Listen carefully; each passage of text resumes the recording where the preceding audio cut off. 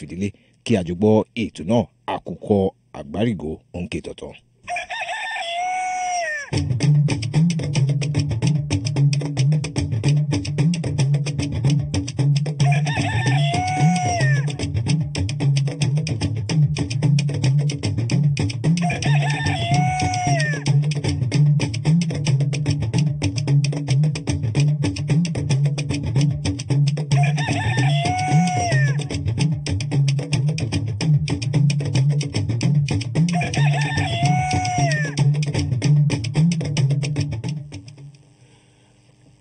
ẹ kú ojúmọ́ àtúndúpẹ́ fún ọlọ́run ọba tó jí gbogbo wa sáyé àwa kọ́ là ń sin ọba Èdùmàrè bẹ́ẹ̀ ni ọba Èdùmàrè ló ń sìn wá a ò gúnyán a ò rókọ̀ a ò tẹ̀bà a ò ṣe bẹ̀ kò sí ohun gbogbo tí àwa ń ṣe tí a sì lè ṣe ọlọ́run ọba ló ń ṣọ́ wa lọ́jọ́ gbogbo tọ̀sán tòru k'Olódùmarè kó túbọ̀ máa ṣọ́ wa lọ́sàn-án láàárọ̀ níyàlẹ́ta Ṣọlá Ògúnṣọlá náà ní orúkọ tèmi èmi nìkan kan ni mo dá wá sóde ò lórí ètò àkùkọ ìròyìn àgbárígò fún ti òwúrọ̀ yìí. bẹ́ẹ̀ ni Ṣọlá torí pé ọpẹ́ ló fi bẹ̀rẹ̀ wọ́n ní bádìẹ bá mú mi àṣebà fọlọ́run ló dífá fún àdàbà sísí tó re abẹ́ àkálọ́rì yé sí ó ní tí kò bá sí ọlọ́run abẹ́ ẹ̀dá kan kò lè ṣe àdúpẹ́ lọ́wọ́ Elédùmarè tó jẹ́ kí àbá tiwa kó di mímúṣẹ lọ́jọ́ tí tòní àdúpẹ́ àlàáfíà adúpẹ́ oore lórí wa ẹ̀yin olùgbọ́ wa náà tí ẹ jí láyọ̀ àti àlàáfíà ọpẹ́ ni o àwọn kan tiẹ̀ wà tó jẹ́ pé wọ́n bínú sùn lánàá ni wọ́n pé in tí wọ́n lé títí wọn ò rí nígbà wá di alẹ́ àná wọ́n wá bínú tí wọ́n fi sùn bẹ́ẹ̀ sì wá jí láàárọ̀ yìí lágbára lọ ń tẹ́ lé lánàá tí ẹ rí mú láàárọ̀ yìí ẹ rí mú lágbára Elédùmarè ọlọ́run wọlá tó fi ń jí ọlọ́run tí ò fi ẹnìkankan gbogbo ohun tó ń kálukú wa ń béèrè fún ọlọ́run fi lé wa lọ́wọ́ Ṣọlá ìjọ mọ̀ pé àwọn kan wà tó jẹ́ pé wọ́n wà ní orí àárẹ̀ báyìí tára wọn ò dá ọlọ́run ló fún ní àlàáfíà bóyá lọ pé wọ́n gbé nílò sẹ́gbẹ̀ẹ́ tí wọ́n rà ń gbọ́ wa báyìí ọlọ́run fún ní àlàáfíà o ẹ má bọkàn jẹ́ ẹ sì má bara jẹ́ ẹ má sunkún o ọpẹ́ lọ́rọ̀ yín já sí ọwọ́ pé wà lókè èpè tẹ wà láyọ̀ àti àlàáfíà ọtọpẹ́ ọlọ́run sọ wa ọlọ́run wà fún ní àlàáfíà àwọn kan wà tó pé àtìrí jẹ àtìrí náà ó dogun láàárọ̀ yìí wọn ò tiẹ̀ mọ tí wọ́n jẹ wọ́n ronú ọlọ́run yóò tún pèsè fún yín lágbára ọlọ́run ẹ fọkàn sọ́dọ̀ ọlọ́run ọba àdúrà náà ni a fi bẹ̀rẹ̀ àdúrà wo sì gbà á bá ọlọ́run pàdé ìkànnì Personal FM 106.7 tó kalẹ̀ sí àgbárígò onírèké nílùú Ìbàdàn ibẹ̀ láti fẹ́ máa mú àkùkọ àgbárígò sétí gbọ̀nyìn o ìròyìn ayọ̀ ìròyìn àbáríkà ó ti dé orúkọ mi ni Abdulmumin Ìṣọ̀lá Ṣọlá bẹ̀rẹ̀ ròyìn. dákun owó wọ́n sanwó àdúrà imam ní ká pè ọ́ báyìí àbí wòlíì ọ́ sanwó àdúrà ǹjẹ́ lórúkọ àwọn ọmọ ìgbìmọ̀ aláṣẹ ẹgbẹ́ òṣìṣẹ́ parapọ̀ ní ìpínlẹ̀ Ọ̀yọ́ NUP àwọn bàbá màmá wa tó ti fẹ̀yìntì tí Ọlọ́run á túbọ̀ máa tì wọ́n lẹ́yìn tí ọjọ́ á dalẹ̀ fún wọn àwọn aláṣẹ ní iléeṣẹ́ wa rédíò àgbàlódé Personal FM 106.7 àgbárígò onírèké Ìbàdàn tó fi mọ́ àwọn òṣìṣẹ́ ní iléeṣẹ́ wa akínyìn o àti Fẹ́mi Òbídòyí tó pè wá wọlé ní dédé àkókò yìí ǹjẹ́ bí iṣẹ́ bá ti yá báyìí iṣẹ́ mà ti yánu bí ọkọ̀ bá ti ṣí ká máa juwọ́ sí pé ọkọ̀ àréfò ni. wọ́n ti jẹ́ kí sí ọya Ṣọlá ṣé abẹ́ náà ìmọ̀ wá àti lábẹ́ tó wá ti wà kalẹ̀. bá a mọ̀ yé abẹ́ náà ìmọ̀ àwọn ní alàgbà Kúnlé Ọlátúnjí Kúnlé Ọlátúnjí àtẹnilẹ́sẹ̀ ni wọ́n ń dá sí ọ̀rọ̀ gbogbo tó ń lọ láwùjọ ni wọ́n bẹ́ẹ̀ sì ni olóye nípa ètò ìròyìn náà ni wọ́n ẹ bá kí àwọn èèyàn wá nulẹ̀. ẹ̀yin aráalé ẹ ṣe ẹ kú gbígbọ́ ẹ kú àsìkò yìí lágbára Ọlọ́run gbogbo ayọ̀ àti àdùn tó wà nínú ọjọ́ òní lọ́lọ́run jẹ́jẹ́ tiwa. ìbá mi àmì aládùúrà ló bá dé láàárọ̀ yìí gbogbo ẹ̀yin yan wá ẹ fọwọ́ àdúrà bọ́jú bẹ́ẹ̀ jẹ́ nǹkan aláta irọ́ o. ǹjẹ́ ìròyìn àkọ́kọ́ àrígbámú àkọ́kọ́ tí èmi ò fi ṣíde láàárọ̀ yìí rè o náà ló sọ wípé ní sàn-án Ọlọ́run káàánú ó sì ń ṣàánú àwa tó ń gbé ní orílẹ̀-èdè Nàìjíríà o ààrẹ Muhammadu Buhari ló ṣe àmúlò gbólóhùn yìí. ààrẹ Muhammadu Buhari ti buwọ́lu ìyànsípò àwọn ọmọ ìgbìmọ̀ olùdarí àjọ tó ń rí sí ọ̀rọ̀ ọkọ̀ ojú omi nílẹ̀ Nàìjíríà. àwọn agbèfọ́ba ti rí owó bíi bílíọ̀nù 4 náírà tó fi mọ́ onírúurú ohun ìní tó tó ẹgbẹ̀lẹ́gbẹ̀ náírà gbà padà lọ́wọ́ àwọn agbaṣẹ́ṣe àti àwọn ọ̀gá àgbà tó mójútó ètò ìdàgbàsókè ẹkùn Niger Delta. Ààrẹ Buhari ti ké sílé aṣòfin àgbà láti má fọwọ́ sí jíjẹ́ káwọn èèyàn máa sanwó orí ọjà lórí oúnjẹ àwọn ẹranko tí wọ́n máa rà. Ìjọba ààrẹ Muhammadu Buhari nílò àdúrà o. Ọ̀pọ̀lọpọ̀ àdúrà nìkan ló lè jẹ́ kí ìjọba náà ó borí ìpèníjà ètò ààbò àti ségesège gbogbo èyí tó ń kojú ìṣọ̀kan àlàáfíà ohun ìdàgbàsókè rere orílẹ̀-èdè yìí. Gómìnà ìpínlẹ̀ Kaduna El-Rufai ló ṣe àkíyèsí gbólóhùn yìí. Tí kò bá nídìí obìnrin kì í jẹ́ kúmọ́lú o. Ó nídìí tá a fi yọ Sanusi kúrò lórí àpèrè Emir Kano. Èmi kọ́ ni mo wí bẹ́ẹ̀ o. Ìjọba ìpínlẹ̀ Kano ló sọ̀rọ̀ náà. Ọlọ́run ní jẹ́nu rẹ̀ kó bá mo rò pé wọ́n ni mo ti fẹ́. Ìjọba ìpínlẹ̀ Nasarawa ó ti taari ẹ̀mà ìlú Kano tí wọ́n lé kúrò lórí oyè Muhammadu Sanusi kejì sí ìlú Awe. Ó kúrò ní ìlú Loko tí ìjọba gbé pamọ́ sí lọ́jọ́ Ajé ọ̀sẹ̀ yìí. Sanusi ti fọwọ́ ọ̀daràn lójú gbáyà o láti gba ilé ẹjọ́ lọ fún bí wọ́n ṣe yọ àga Emir Kano kúrò nídìí òun. Agbẹjọ́rò fún Muhammadu Sanusi kejì ó ti pe ìjọba ìpínlẹ̀ Kano lẹ́jọ́ o. Ó sì ti fún gómìnà ní gbèdéke wákàtí 24 láti fi dá oníbàárà rẹ̀ sílẹ̀ kúrò nígbèkùn tàbí kí àwọn dìjọ bẹ̀rẹ̀ mú nǹkan lẹ̀. Gómìnà El-Rufai ti yan Sanusi o tíjọba ìpínlẹ̀ Kano yọ kúrò nípò Emir sínú àjọ tí ó máa rí sí ìdàgbàsókè ọ̀rọ̀ okòwò nípínlẹ̀ Kaduna. Àgbà ọ̀jẹ̀ kọrinkọrin kan Idris Abdulkareem ti ń káàánú ẹ̀mà ìlú Kano tí ìjọba rọ̀ lóyè Muhammadu Sanusi. Ó ní ìyà ẹ̀ṣẹ̀ kan ló ń jẹ. Irú ìyà ẹ̀ṣẹ̀ wo? Ẹ̀kúnrẹ́rẹ́ ìròyìn ń bọ̀ lórí rẹ̀. Olùdásílẹ̀ ilé ìfowópamọ́ Stanbic ti kọ̀ ọ́ láti lọ síbi àpérò kan tí ilé ìfowópamọ́ ilẹ̀ Nàìjíríà tá a mọ̀ sí CBN ṣètò nítorí bí wọ́n ṣe lé Sanusi kúrò lórí àlééfà Emir Kano. Ilé ẹjọ́ gíga kan ń lo Kaduna ti pa àṣẹ o wípé kí ẹgbẹ́ òṣèlú APC ó san mílíọ̀nù lọ́nà 16 náírà gẹ́gẹ́ bí owó ìtanràn. Ẹgbẹ́ àwọn alága ẹgbẹ́ òṣèlú APC ti ní irọ́ tó jìnnà sóòótọ́ ni pé àwọn wípé àwọn lẹ́mìí ìgbẹ́kẹ̀lé nínú Oshiomhole. Àwọn ọmọ ẹgbẹ́ òṣèlú APC ní ìpínlẹ̀ Èkó wọ́n mà ti ṣe àtìlẹ́yìn o fún Adams Oshiomhole. Adájọ́ ilé ẹjọ́ gíga tó tẹ̀dó sílùú Òwèrì Tijani Rigim ti da ẹjọ́ tí Aláìbé pè láti tako gómìnà Dírínù bí omi ìsanwó o. Gómìnà ìpínlẹ̀ Bayelsa Sẹ́nétọ̀ Dọ́yẹ Dírì ti ké sí gbogbo ọmọ bíbí ìpínlẹ̀ Bayelsa nílé àti lẹ́yìn òde láti túbọ̀ máa bá ìjọba rẹ̀ fi ọwọ́ sowọ́pọ̀ fún iṣẹ́ ìtẹ̀síwájú ìlú. Amòfin àgbà nílẹ̀ yìí Malami ti ṣe sí báwọn èèyàn kan ṣe ní kí ìjọba san owó ìlú táwọn kan ṣe kúmọkùmọ tó gbà padà sínú àpò àsùnwọ̀n ìjọba àpapọ̀. Àwọn gómìnà tó wà ní apá ìlà oòrùn gúúsù ilẹ̀ yìí wọ́n mà ti sọ èrò ọkàn wọn o lórí owó tí ìjọba àpapọ̀ ilé wa tó fẹ́ lọ rè yá nǹkan bíi bílíọ̀nù $23. Kí ni wọ́n wí o? Ẹ ó gbọ́ bí ìròyìn ọ̀hún bá ti ń tẹ̀síwájú. Ìṣòro tó lágbára gan lọ́rọ̀ àwọn àlùmájírì jẹ́ fólédè yìí o. Ààrẹ ilé asòfin àgbà Lawan ló sọ bẹ́ẹ̀. Ǹjẹ́ kókó tí èmi ò fi káàdì àwọn kókó àwọn àrígbámú tí mo ń wá sóde lóòrọ̀ yìí ńlẹ̀ ló ní gómìnà ìpínlẹ̀ Ọ̀yọ́ onímọ̀ ẹ̀rọ Ṣèyí Mákindé ti fọwọ́ sí àbá òfin tó ti ìdásílẹ̀ ìgbìmọ̀ Àmọ̀tẹ́kùn dé ó sì ti di òun kí Àmọ̀tẹ́kùn ò gbájúmọ́ iṣẹ́ ìdàgbàsókè ètò ààbò lókù báyìí. Ọọ̀ni Ilé-Ifẹ̀ ọba Ògúnwùsì ti láago kìlọ̀ fúnjọba ìpínlẹ̀ Ọ̀ṣun láti má lo àwọn ọlọ́pàá agbègbè fún ìmọ̀ tara wọn nìkan. Mo ní àrígbámú kan lọ́wọ́ bí àwọn olùkọ́ ìpínlẹ̀ Ọ̀yọ́ ti ní ètò àyẹ̀wò táwọn ṣe ló lọ nírọ̀wọ́rọsẹ̀ o. Kádúpẹ́ ìpolówó ọjà òun náà ní àgúnmọ̀ òwò kí a lọ sókè lọ́hùn.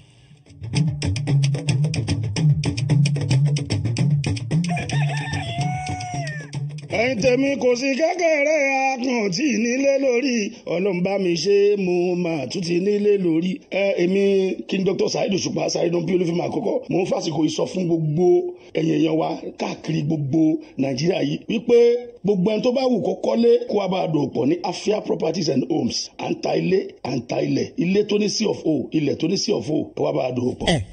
Gbogbo ayé ló ti mọ̀ pé Afia Homes and Properties ló ń ta ilẹ̀ àti ilé tó rọjú ẹ̀yin náà ẹ wá darapọ̀ máa wo lóríire láwọn estate wa Afia Estate phase 1 and 2 Yanofa Afia Court Aerodrome GRA àti Afia Court Ọmọláyọ̀ Estate Àkóbọ̀ nìbàdàn nìyẹn o àtàwọn estate wa tó wà lẹ́kọ̀ọ́ ní Lẹ́kì Àtàjà tó fi mọ́ ibikíbi tẹ́ ẹ bá ń fẹ́lẹ̀ sí ẹ ṣáà ti kàn sí wa ní Suite 1 Adala Shopping Complex lẹ́yìn Zenith Bank Challenge Ìbàdàn fún àlàyé ẹ pè 081-3572-6570 081-3572-6570 Afia Homes and Properties àdùnbárìn donílé ayọ̀. Láti sọ ọmọ rẹ di aṣáájú láàrin àwọn akẹgbẹ́ rẹ̀ Senfex High School ní ìpìlẹ̀ ọjọ́ ọ̀la yẹn ilé ẹ̀kọ́ tó wà fún ìdàgbàsókè tó ń ti ìgbélárugẹ àwọn ọmọ wa láwùjọ tó rẹwà pẹ̀lú àyè tó gbòòrò fún akitiyan ìsọdọ̀tun tó fi mọ́ eré ìdárayá lóríṣiríṣi ìbẹ̀rù Ọlọ́run ìrírí pẹ̀lú ìwà ọmọlúàbí ni àwọn olùkọ́ wa tó kójú òṣùwọ̀n fi ń ṣiṣẹ́ àwọn ohun èlò ìkẹ́kọ̀ọ́ wa ò lẹ́gbẹ́ laboratory wa library tó fi mọ́ yàrá kọ̀ǹpútà pẹ̀lú yàrá ìkàwé wa ó bá gbà mu àwọn àṣeyọrí wa nínú ìdánwò lẹ́rí wa láti wá pèlè ọjọ́ ọ̀la rere fún ọmọ rẹ tètè mú ọmọ rẹ wá sí Senfex High School tó wà ní A18 Mokola Estate Army Barracks Road Ibadan nursery and primary school with boarding facilities and bus services also available at Senfex School. Fọ́ọ̀mù àti wọlé sí Senfex High School wọ́n wà fún títà báyìí ní ọgbà iléèwé wa bẹ́ẹ̀ owó iléèwé wa ò ga ju ara lọ o ìrọ̀rùn ló bá dé torí ìbẹ̀rù Ọlọ́run ní ìpilẹ̀ṣẹ̀ ọgbọ́n níléèwé Senfex fún ohunkóhun ẹ pè aláṣẹ àtolùdarí Senfex High School èyí tó wà ní A18 Mokola Estate Army Barracks Road Ibadan sí orí nọ́mbà yìí 08037 14 5814 báwa ṣe ń gbìyànjú tó bẹ́ẹ̀ lÓlúwa ń fún wa ṣe ní Senfex High School.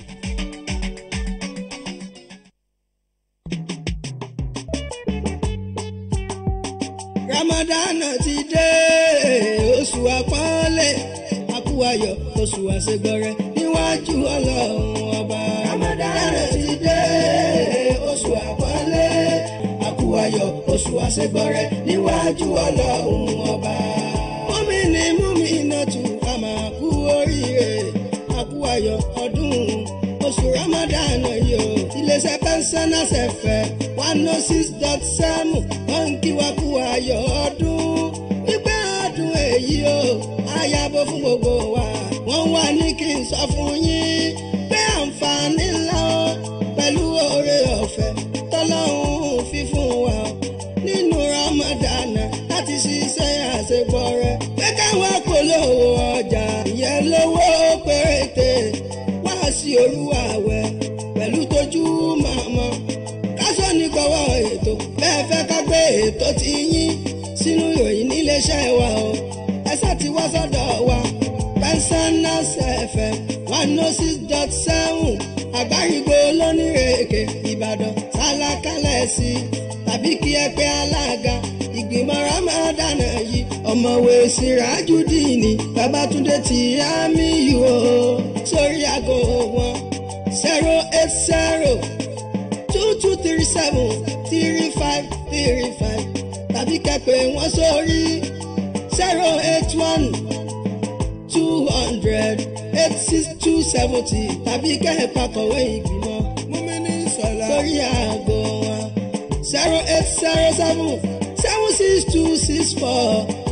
08076266431 èmi ọba ìmọ̀lẹ̀ ọmọlànà ṣe tó kọrin àkúwayọ̀ oṣù àṣegbọrẹ níwájú Ọlọ́run ọba. ajílẹ̀ dára nílẹ̀ èèyàn nígbàgbọ́. ààwẹ̀ onígbàgbọ́ jẹ́ ohun èlò ẹ̀mí fún ìsẹ́ra ẹni àti láti gun ara wa ní abẹ́rẹ́ ẹ̀mí fún àdúrà gbígbà nítorí àti dira wa lámùrè fún ọdún àjíǹde tọdún yìí. ìdí rèé o tí ààwẹ̀ lẹ́ǹtì tó ń lọ lọ́wọ́ yìí ṣe pàtàkì fún àwọn ọmọlẹ́yìn Kristi àtàwọn tó ń fi ẹ̀mí rìnrìn àjò ilé ológun. ìgbìmọ̀ aláàtò ọdún àjíǹde Pensioners 106.7 FM fún tọdún yìí wá fi àsìkò yìí ké sí gbogbo ìjọ ọmọlẹ́yìn Kristi ilé ìwé ilé iṣẹ́ lájọlájọ tó jẹ́ tọmọlẹ́yìn Kristi lẹ́gbẹ́lẹ́gbẹ́ lọ́gbàlọ́gbà àti ilé iṣẹ́ lóníranran tó ń jèrè ọkàn fún Kristi láti wá jàǹfààní ọkọ̀ òjọ̀kan àwọn ètò wa èyí tí a ti pínyamọ wọn sílẹ̀ fún pọ̀pọ̀sì ti ọdún àjíǹde tọdún yìí lówó pọ́ọ́kú. lára wọn ni ọ̀rọ̀ lẹ́ǹtì oníṣẹ́jú 5, 10, 15, 30 ìṣẹ́jú àti wákàtí kan. èyí nìkan kọ́ o ẹ lè ṣonígbọ̀wọ́ ètò táàmù nínú bíbélì, àlàyé nípa iṣẹ́ ìránṣẹ́ olùṣọ́ àgùntàn yín, ìmísí orúkọ ìjọ yín, ìwàásù ìgbàlà ọkàn àti ètò ìfọ̀rọ̀wánilẹ́nuwò lóríṣiríṣi. fún ẹ̀kúnrẹ́rẹ́ àlàyé ẹ yọjú sí alága ìgbìmọ̀ aláàbò ọdún àjíǹde tọdún yìí ní rédíò àgbàlódé tó ń bẹ nínú ọgbà ilé gàgàrà àwọn òṣìṣẹ́ fẹ̀yìntì lágbàrígò olórí èkó ìbàdàn, tàbí kí ẹ pè sórí nọ́mbà ìbánisọ̀rọ̀ yìí 08127164767 lẹ́ẹ̀kan sí 08127164767. a kú ìpalẹ̀mọ́ ọdún àjíǹde.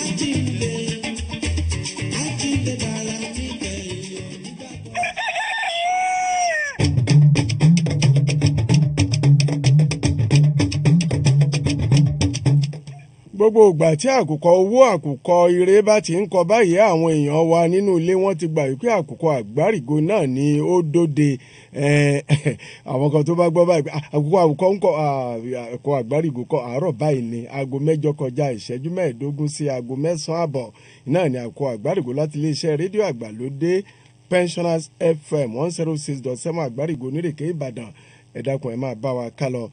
Mumin ó yá iṣẹ́ ti yá. ǹjẹ́ ìròyìn àkọ́kọ́ tí èmi ò fi ṣíde lóòrọ̀ yìí rèé o. ó sọ wípé nísànsàn Ọlọ́run ń káàánú wa ó sì ń ṣàánú àwa tó ń gbé ní orílẹ̀-èdè Nàìjíríà. ààrẹ Muhammadu Buhari ló ṣe àmúlò gbólóhùn yìí o. ìlú Àbújá ni ààrẹ ti wòye gbólóhùn náà lásìkò tó gba àlejò ẹgbẹ́ kan tó mú ọ̀rọ̀ ètò ìlera lọ́kùnkúndùn. ààrẹ Buhari rawọ́ ẹ̀bẹ̀ sí ẹgbẹ́ náà láti túbọ̀ fi yèdénú lórí ìbéèrè wọn nítorí pé ìpèníjà kòkòrò àrùn coronavirus ló ń kojú ìjọba báyìí. ó sì rọ àwọn ọmọ ẹgbẹ́ láti máa fi ìgbà gbogbo ṣiṣẹ́ kárakára fún ìdàgbàsókè ohun gbogbo lórílẹ̀‐èdè yìí. ààrẹ Muhammadu Buhari tún jẹ́ kó di mímọ̀ wípé ìṣàkóso òun ti ń làkàkà láti bí ọdún 4 sẹ́yìn lórí ọ̀nà tí oúnjẹ gbogbo tẹ́nu ń jẹ yóò fi sùn wá bọ̀. ààrẹ Muhammadu Buhari ti buwọ́lu ìyànsípò àwọn ọmọ ìgbìmọ̀ olùdarí àjọ tó ń sọ̀rọ̀ ọkọ̀ ojú omi ilẹ̀ Nàìjíríà. lára àwọn ọmọ ìgbìmọ̀ olùdarí tàn wíyé tí ààrẹ Buhari yàn sípò láti rí Basir Jamal tó jẹ́ adarí àgbà báyìí fún àjọ tó ń sí ìrìnnà ọkọ̀ ojú omi lórílẹ̀‐èdè yìí. ìyànsípò Jamal ló wáyé bẹ́ẹ̀ o nítorí bí Sáàdà Kúkú Peterside ṣe tẹnubodò nínú àròkọ ìròyìn kan tákọ̀wé àgbà iléeṣẹ́ fẹ́tò lílọ bíbọ̀ ọkọ̀ nílẹ̀ yìí Sabiu Sakari pa síta ló ti jẹyọ pé Rotimi Fasaki náà ni adarí ẹ̀ka tí ó ń rí sí bí iṣẹ́ ṣe ń yá sí nínú àjọ ọ̀hún báyìí o pẹ̀lú adarí àgbà fọ́ọ̀rọ̀ àwọn òṣìṣẹ́ níbẹ̀ Gamble Ahmed tí wọ́n yàn sípò. àwọn agbèfọ́ba ti rí owó bíi bílíọ̀nù 4 náírà tó fi mọ́ onírúurú ohun ìní tó tó ẹgbẹ̀lẹ́gbẹ̀ náírà gbà padà o lọ́wọ́ àwọn agbaṣẹ́ṣe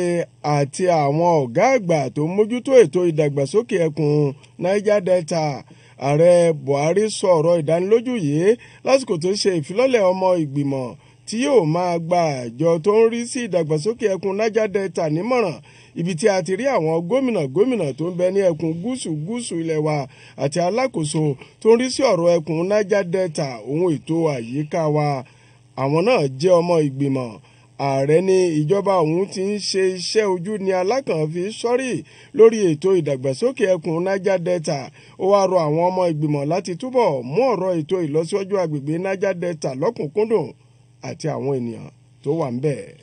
ààrẹ Muhammadu Buhari ti ké sí ilé asòfin àgbà láti yọ oúnjẹ àwọn ẹranko kúrò lára àwọn ọjà táwọn èèyàn máa san owó orí ọjà lé lórí o tá a mọ̀ sí VAT. ààrẹ Buhari ló sọ̀rọ̀ náà nínú ìwé kan tó fi ránṣẹ́ sílé asòfin àgbà kìíní kejì eléyìí tààrẹ ilé asòfin àgbà Ahmed Lawan àtolórí ilé aṣojúṣòfin Fẹ́mi Gbàjàbíàmílà kà sétígbọ̀ àwọn asòfin. bákan náà làárẹ̀ tún ní káwọn asòfin buwọ́lu àbẹ́ẹ̀tò ìnáwó tọdún tó kọjá o láti yọ oúnjẹ àwọn ẹranko kúrò lára àwọn ọjà táwọn èèyàn yóò máa sanwó orí ọjà lé lórí. tẹ́ ẹ bá gbàgbé láti ọjọ́ kìíní oṣù keje níjọba àpapọ̀ ti pàṣẹ láti fi owó kún owó orí ọjà tó wà ní ìdá 5 tẹ́lẹ̀ tá a mọ̀ sí 5% lọ sí ìdá 7.5 èyí 7.5%. káàbọ̀ ìjọba ààrẹ Muhammadu Buhari nílò àdúrà gidigidi ni o ọ̀pọ̀lọpọ̀ àdúrà nìkan ló lè jẹ́ kí ìjọba náà ó borí ìpèníjà ètò ààbò àti ségesège gbogbo èyí tó ń kojú ìṣọ̀kan àlàáfíà òun ìdàgbàsókè rere orílẹ̀-èdè yìí gómìnà ìpínlẹ̀ Kaduna Malam Nasir El-Rufai ló ṣe àkíyèsí gbólóhùn wọ̀nyí gómìnà Malam Nasir El-Rufai pàápàá gba àdúrà fún àwọn aṣíwájú wa ó bẹ Ọlọ́run láti fún wọn ní ọgbọ́n àti òye tí wọn yóò fi wá ọ̀nà àbáyọ kúrò nínú ìpèníjà gbogbo ètò ààbò tó ń kojú gbogbo wa ní orílẹ̀-èdè yìí ìlú Àbújá ló ti sọ èrò ọkàn rẹ̀ náà ní ibi ayẹyẹ tí ẹgbẹ́ NASFAT fi sàmì ọdún kẹẹ̀ẹ́dọ́gbọ̀n tó ti dókè èèpẹ̀ Malam El-Rufai gba àwọn ìjọ ẹ̀sìn àwọn onílàákàyè àwọn ọ̀dọ́ àti aṣíwájú ẹgbẹ́ òṣèlú gbogbo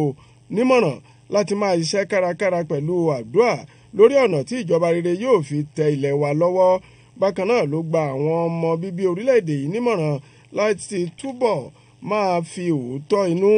iṣẹ́ òdodo ìforí ẹ̀ṣẹ̀ jini ẹ̀mí sùúrù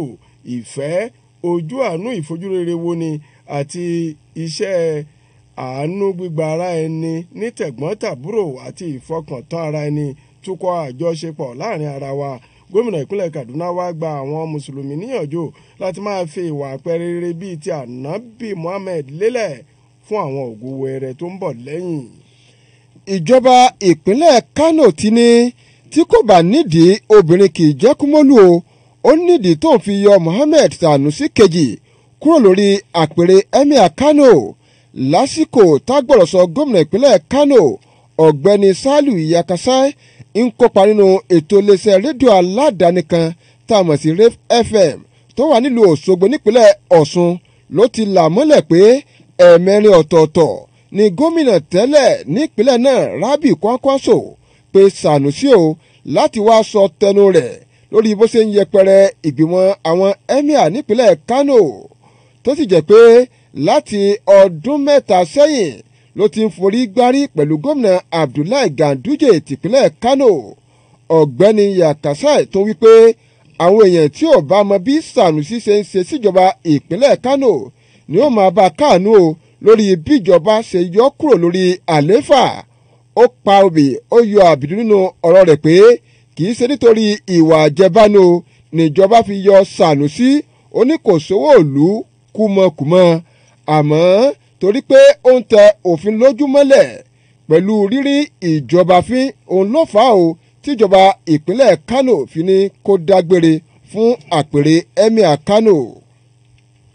ìjọba ìpínlẹ̀ Nasarawa ti taari ẹ̀mà ìlú Kano tí wọ́n lé kúrò lórí oyè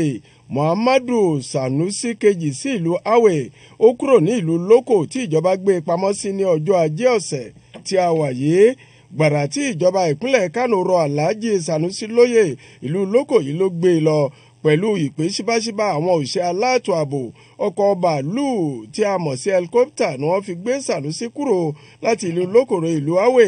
ẹnikẹ́ni kò tí ì sọ ohun tó ṣẹlẹ̀ tí àyípadà náà fi wáyé o ẹ̀mà tí wọ́n lé kúrò náà sì ti sọ̀rọ̀ wípé òun ti gba kádàrá òun nítorí pé ẹ̀yìn ni ohun gbogbo yóò máa tọ kádàrá àkọọ́lẹ̀ ní ohun gbogbo ẹ̀wẹ̀ agbẹjọ́rò fún Mohammed Sanusi èyí ni Abubakar Mahmood tí í ṣe àgbà amòfin ti ní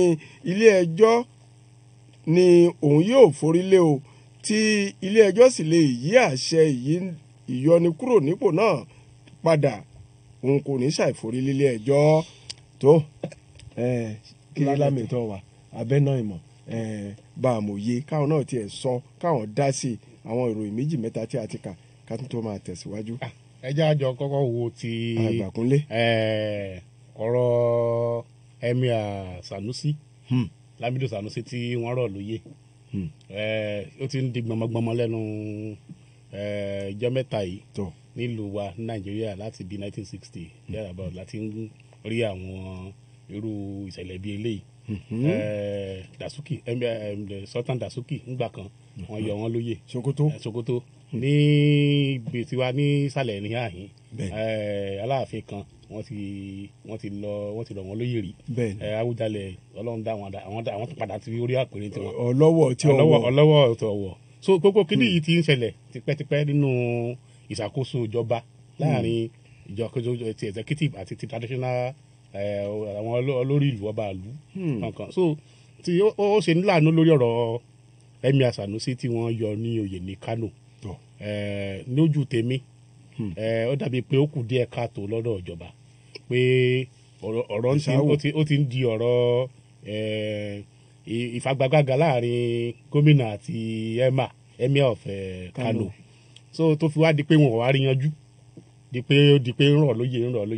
lọ kúrò lórí oyè ní ìyẹn kù díẹ̀ káàtó tẹ bá sì wọ ọ̀gbẹ́ni tí àtẹwá wo Emir tí wọ́n tá à ń sọ̀rọ̀ rẹ̀ yìí ó jẹ́ nìkan tí a gbọ́dọ̀ kan sára sí ó jẹ́ èèyàn kan tí mọ́ sòótọ́ ìlú wa kọ́lọ́n ṣàánú wa ni ó dàbí pé ìlú wa yìí àfẹ́ràn olóòótọ́ ẹni tí bá ń sọ pé ẹjẹ́ àrìn báyìí ẹjẹ́ àṣe báyìí ẹjẹ́ àjọ wò pọ̀pọ̀ àjọ nílùú ni àtọ́ba àtìjòyè àtọmọ aráàlú àjọ nílùú ni tí ọba táwọn kan bá ń ṣèjọba tó bá di pé tẹ bá wo tí ọ̀gbẹ́ni tí Emir Sanusi ń sọ ọ̀rọ̀ àmàjìrì àwọn ọmọ tí ń rìn káàkiri ní gbòòrò lójú pópó tí kò sí tí ò rí iléèwé lọ tí a ṣe àtò bí wọn ó ṣe yanrantí lẹ́nu ẹ̀kọ́ ó ń pè ìjọba alákìísí ìjọba sí àwọn wàhálà tó sì jẹ́ pé gbogbo táwọn wò yìí tó ń fa ọ̀rọ̀ Boko Haram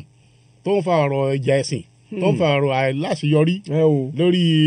ìṣèlú kò gbọmọgbọmọ yìí náà kì í ṣe pé tábà wò dáadáa kì í ṣe pé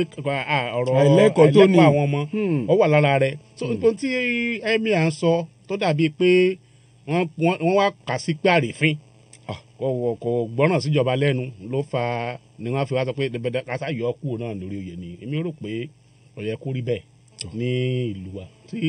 lọ́dọ̀ ti kábíyèsí náà Emir àti ayọ̀lóye kábíyèsí là ń pè ọba tiwa nílẹ̀ Yorùbá bẹ́ẹ̀ni Emir náà àwọn náà wọ́n ó kú dá ìpókù díẹ̀ káàtó lọ́dọ̀ tiwọn náà láti máa ó ní bó ṣe bá ìjọba sọ̀rọ̀ bó ṣe bá gómìnà sọ̀rọ̀ nítorí ìnùbí tí òfin ní fa wàhálà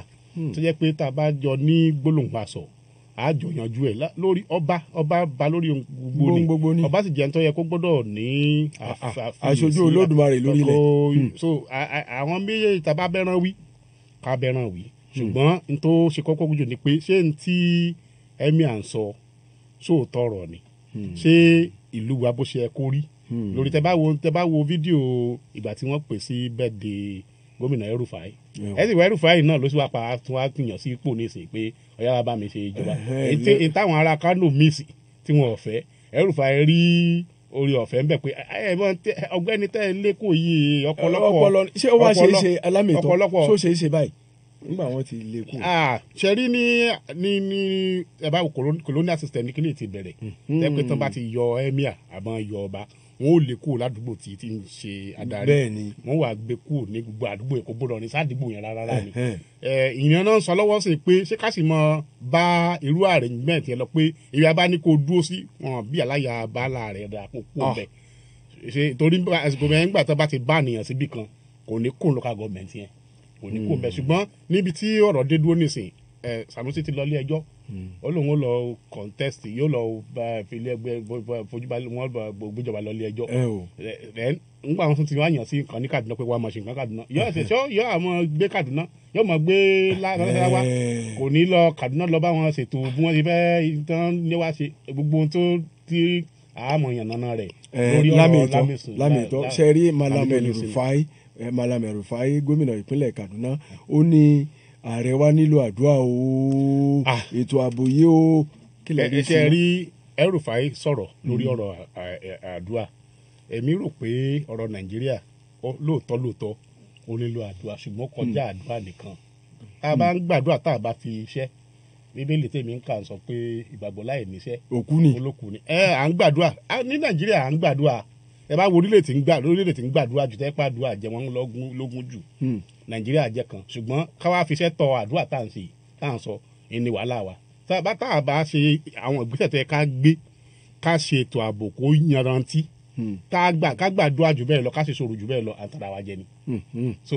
ọ̀rọ̀ Nàìjíríà kọjá El-Rufai sọ pé kákan sá máa gbàdúrà àti ń gbàdúrà àti gbàgbàgbà Ọlọ́run gbàdúrà àdúrà Nàìjíríà ń gbàdúrà Ọlọ́run sì ń gbàdúrà wa ṣùgbọ́n Ọlọ́run fẹ́ ká tún mú nǹkan mọ́ ká múṣẹ́ mọ́ ká sì ń tẹ́ ká ṣe gẹ́ bí kẹ̀kẹ́ tẹ́ pé àdúrà nìkan lè ràn fi lówó ńlẹ̀ ayé àwọn afàdúrà jagunlẹ̀ kó lówó jù ṣùgbọ́n ẹ rí i pé kò rí bẹ́ẹ̀ so ọ̀rọ̀ ìgbélé ayé ṣe rere kéèyàn soríire ní ayé kọjá kéèyàn kan máa gbàdúrà nìkan kéèyàn sì gbọ́dọ̀ mú ṣe ìgbésẹ̀ tẹ́ ká gbé sí ni pé àwọn ọmọ ogun lẹ̀ wa àwọn ọlọ́pàá lẹ̀ wa àwọn tó jẹ́ pé ètò ààbò wà lọ́wọ́ wọn ṣáàrò wọn lágbára tó ṣé security infrastructure tá à ń pè infrastructure tá a fi ń ṣètò ààbò àwọn tá a máa gí ẹdẹrùn tí wọ́n fi ń ṣètò ààbò ṣé gbogbo ẹ̀ ṣáà ní tó irinṣẹ́ èròjà ṣiṣẹ́ tó wà ṣé ó kojú òṣùwọ̀n tá a bá ṣe gbogbo tá à ń sọ yìí tá à ń kàn gbàdúrà lásán sóbátò di òní tí ì ṣe pòpò à ń palẹ̀ ẹnu ni ìpalẹ̀ ẹnu lèmi rí sí ìyẹn sí. ẹ kó atúntò ọ̀gbẹ́ni Ọlátúnjí. bẹ́ẹ̀ ni àwọn yòókù náà àwọn yìí náà kú náà tó ọ̀rọ̀ ààrẹ Buhari náà tí wọ́n ní kán yọ owó orí ọjà lórí VAT lórí nǹkan tó jẹ́ ti ẹran ọ̀sìn èmi rò pé nǹkan tí ìgbésẹ̀ tó dáa ni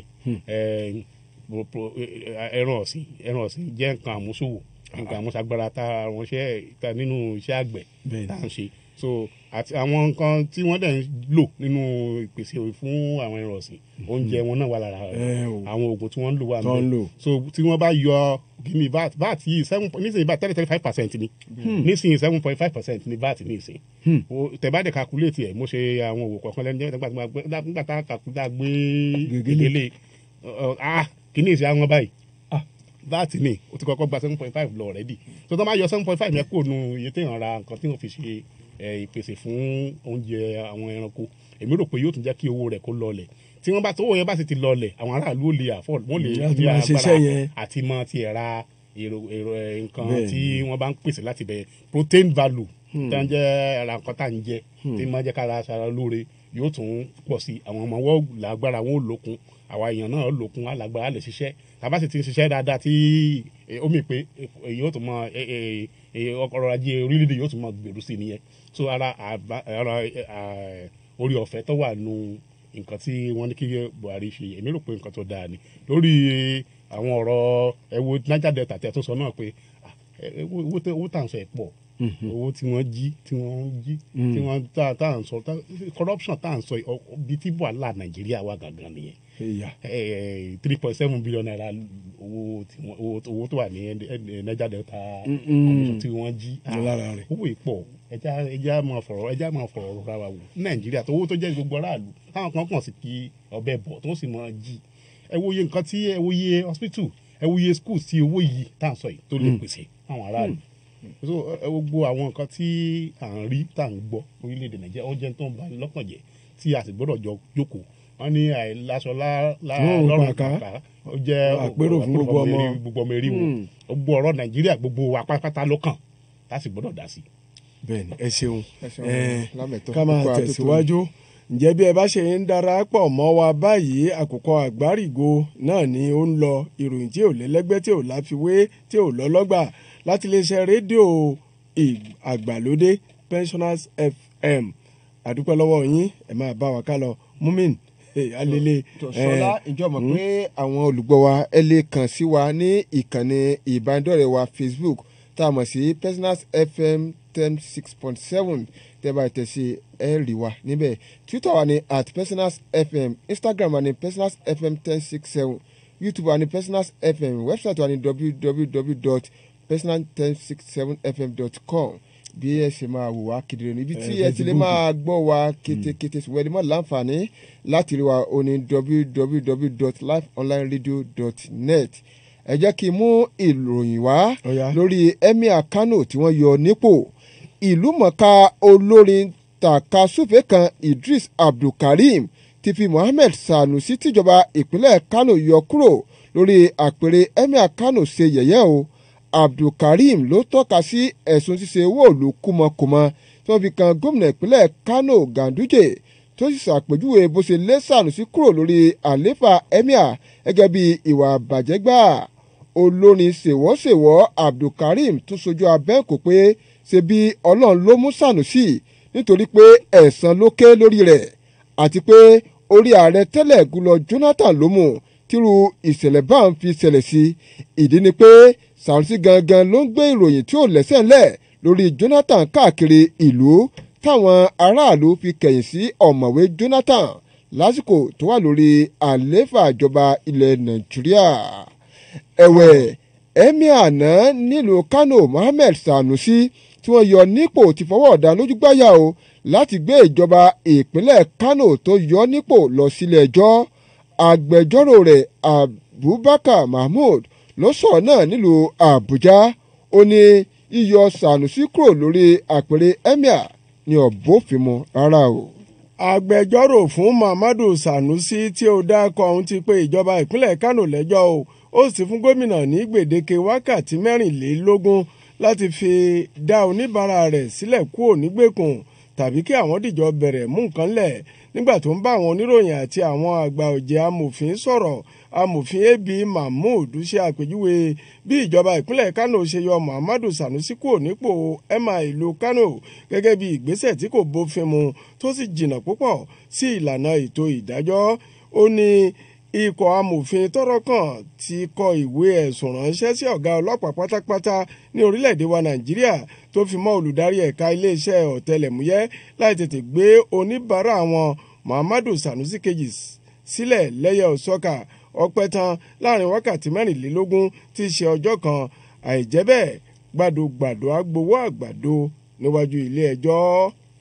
gómìnà ìpínlẹ̀ Kaduna Malam Nasir El-Rufai ti kéde ìyànsípò Mahmood Sanusi kejì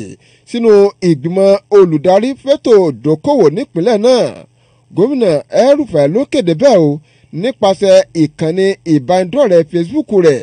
ìròyìn náà tó lè dá nímọ̀ràn pàtàkì sí gómìnà lórí ètò ìròyìn mú ìwà fi síta lẹ́yìn wákàtí 48 tí gómìnà Ganduje yọ Sanusi kúrò lórí àléfà emir Kano. níjọba ìpínlẹ̀ Kaduna ti ka Muhammadu Sanusi yẹ o gẹ́gẹ́ bí ọmọlúàbí èèyàn tó lè wà nínú ìgbìmọ̀ olùdarí fẹ́tò okòwò ìpínlẹ̀ Kaduna. ìròyìn ọ̀hún fi kún pé àwọn èèyàn 14 ni wọ́n tún yàn sínú ìgbìmọ̀ táwọn wí yìí. àgbà ọ̀jẹ̀ kọrinkọrin kan Idris Abdulkareem tí ń fi emir ìlú Kano tí ìjọba rọ̀ lóyè Muhammadu Sanusi ṣe ẹ̀fẹ̀. Idris Abdulkareem tọ́ka sí ipò àìṣedéédé tó wáyé látọwọ́ gómìnà ìpínlẹ̀ Kano Umar Ganduje ibi tó ti gba àbẹ̀tẹ́lẹ̀ túlùtúlù. ó ní àpẹẹrẹ onírúurú ìwà ìbàjẹ́ tó ń lọ lóde lórílẹ̀‐èdè yìí ló ṣẹlẹ̀ sí Sanusi o ibi tí èsúró ti ń pa ìdídà tó ń lé ajá. Idris Abdulkareem tún ṣe lákìyèsí wípé ìyà ẹ̀ṣẹ̀ ohun tí Sanusi sọ ní síjọba Goodluck Jonathan ló ń wáyé yìí nítorí wípé Sanusi ti fi ìgbà kan tọ́ka sí wípé ìjẹgújẹ wọ́pọ̀ lásìkò ìjọba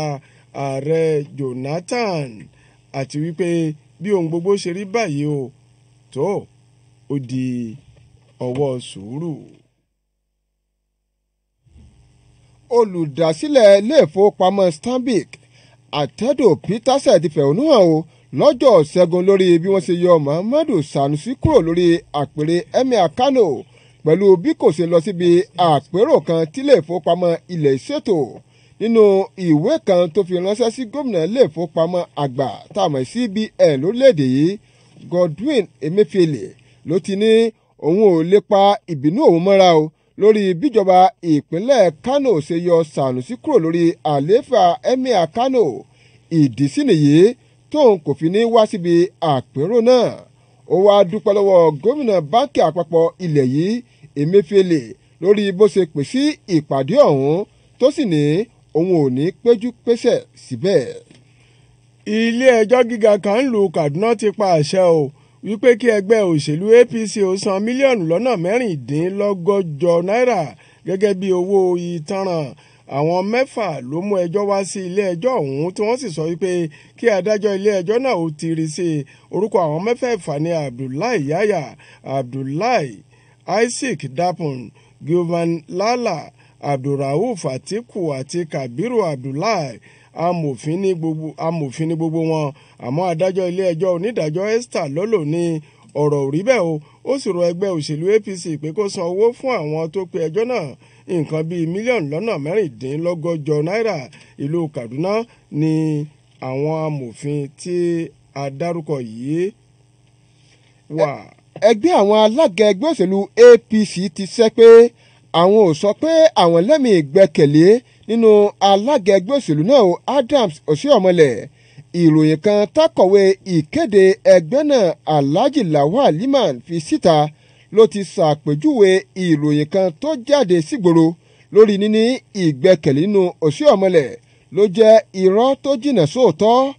Alhaji Liman tó jẹ́ alága ẹgbẹ́ òṣèlú APC nípínlẹ̀ Zamfara ní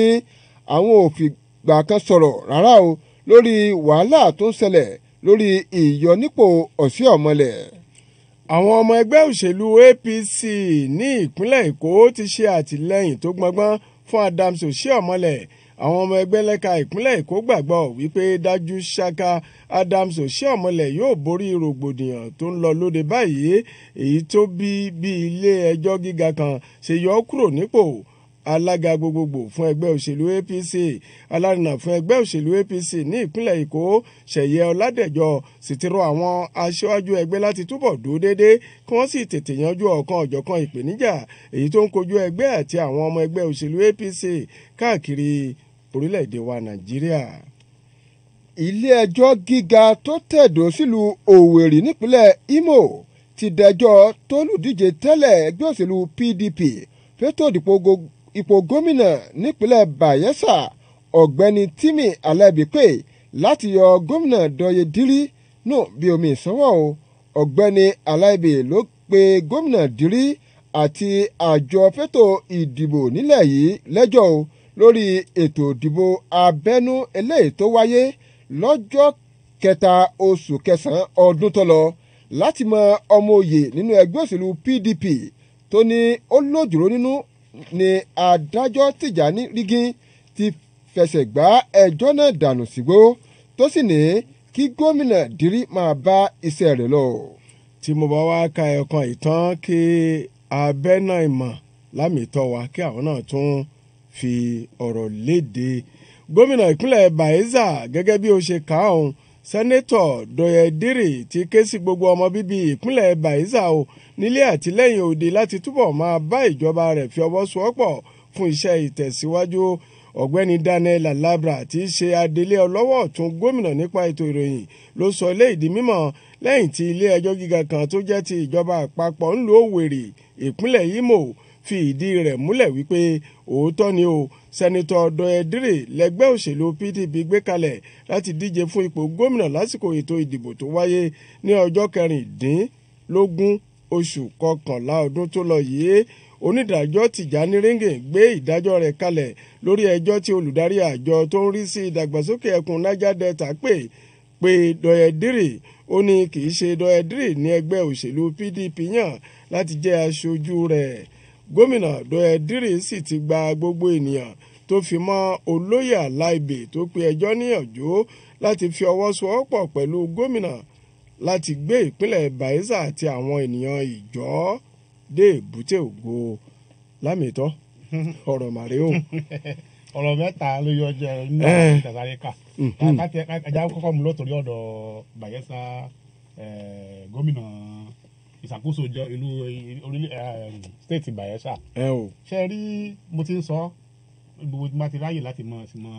ìyànnà rẹ̀ ní pé gbogbo tó bá jẹ mọ́rọ̀ ètò ìbò ní orílẹ̀-èdè Nàìjíríà ó dìgbà tá a bá tó dé ibi tí ọlápẹ̀rẹ̀ láti yanjú gbogbo nǹkan tó bá jẹ mọ́rọ̀ ètò ìbò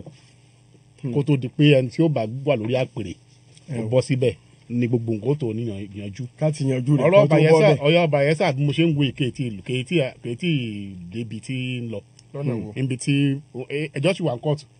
káàkiri lórí ọ̀rọ̀ yìí ó tún lè dọ̀la ní ìsìn kí wọ́n tún gbé ìdájọ́ mi dìde pé báyìí ló ṣẹlẹ̀. Alaibi ti pẹjọ́ lórí ọ̀rọ̀ bí wọ́n ṣe yan ọmọ oyè ní PDP ó sì ti lọ ilé ẹjọ́ kò tí ó ń fi hàn wá pé kò tí ì ní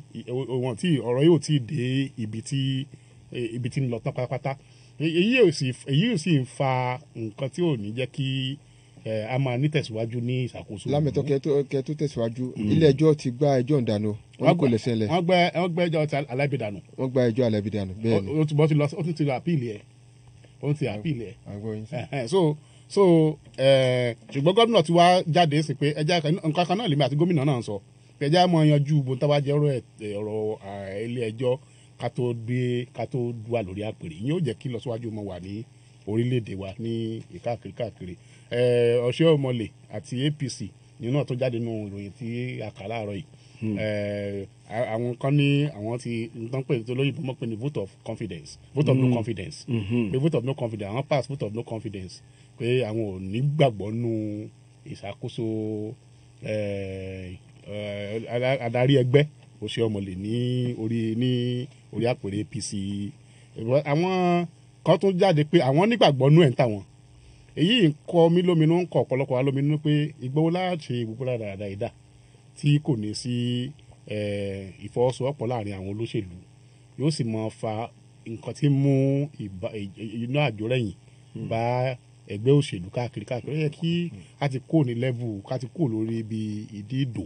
tẹ́mi pè ní ìdí erémọdé ni à ń fi ọ̀rọ̀ òṣèlú tó yẹ kan tó jẹ́ kókó bí a ṣe ń ṣàkóso ìlú kì í ṣe pé à ń ṣàkóso agboolé nìkan à ń ṣàkóso odidi ìlú ńlá tó jẹ́ pé ọ̀pọ̀lọpọ̀ èèyàn ni ó wà ń bẹ̀ ẹgbẹ́ APC ló wà lórí ìṣàkóso ní federal nísìn nígbà táwọn tán sì wà níbẹ̀ tí wọn ò gbọ́ra wọn yé PDP náà gbọ́ra wọn yé gbogbo ẹ̀ ìjà lónìí àṣọ lọ́la ayétẹ̀sí ń darí ìlú rè ìyẹn ò jẹ́ nǹkan tí mo rò pé kí APC kí wọ́n lọ wò dáadáa ká dẹ̀ yanjú ẹ̀kú ń bẹ̀ lórí ti Davido comment lórí Sanusi Lamido Abdulkareem tí olórin Idris Abdulkareem lórí olórin ó dà pé ọ̀rọ̀ ẹ̀mẹ́bínú ọ̀rọ̀ sọkúsọ gbáà ni ọmọkùnrin sọ lórí ọ̀rọ̀ yẹ́ lóòótọ́ lórí nílé ayé tá a wà yìí ẹ̀san máa ń ké lórí téèyàn bá ṣe kò sì ṣe àìsí ìrìn kórí ọmọ mi ìgbọ́n pé èmi rò pé Emir Sanusi tí wọ́n ní pé kó gbélé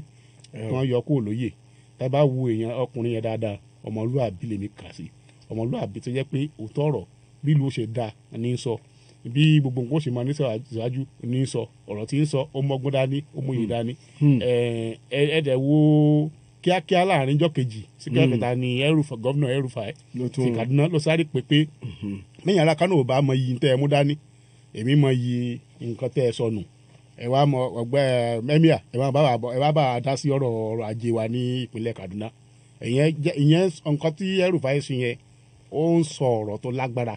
fún ìpínlẹ̀ Kánò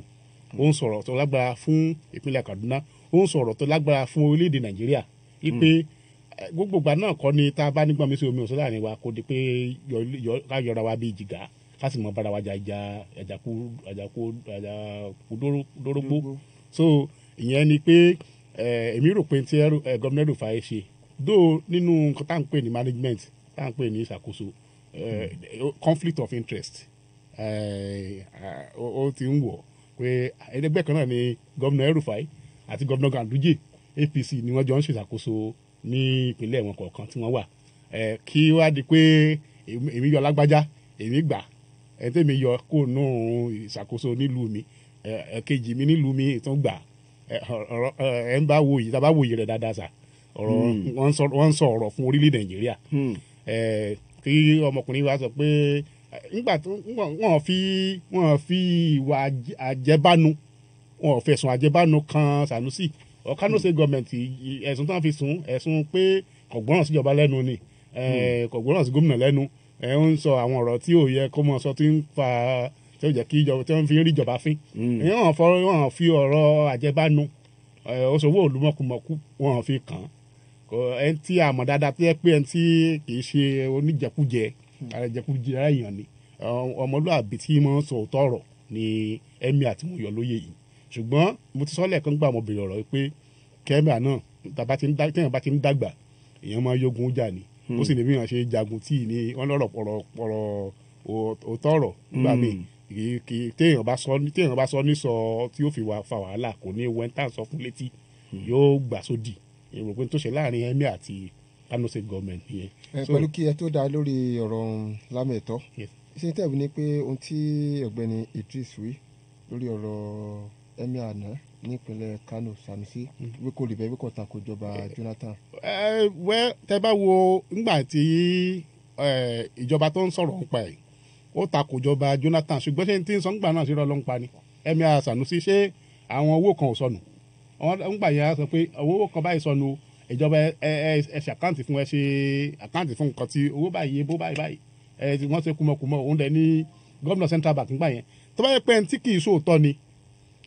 ó jẹ́ gómìnà Central Bank orí tí ò da nípa ìjọba tí wọ́n jọ wà ń bẹ̀. ẹ bá wo ní tèmi èmi rò pé ọkùnrin yẹn ẹni tó gbóyà tó ní akíkanjú tó sì gbóyà tó mọ tó yẹ pé ìbẹ̀rù ìjọba àbí bẹ̀rù tí ó ṣẹlẹ̀ ẹ bá yọ mí nípò ló wá jẹ́ lórí òótọ́ ni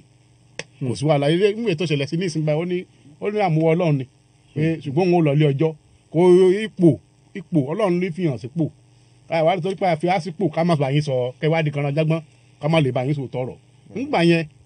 ọ̀gbẹ́ni yẹn ń sọ pé wàhálà wà o ṣé wàhálà wà sí Nàìjíríà gbogbo wàhálà tó ló wà ṣé kò mọ yanjú létà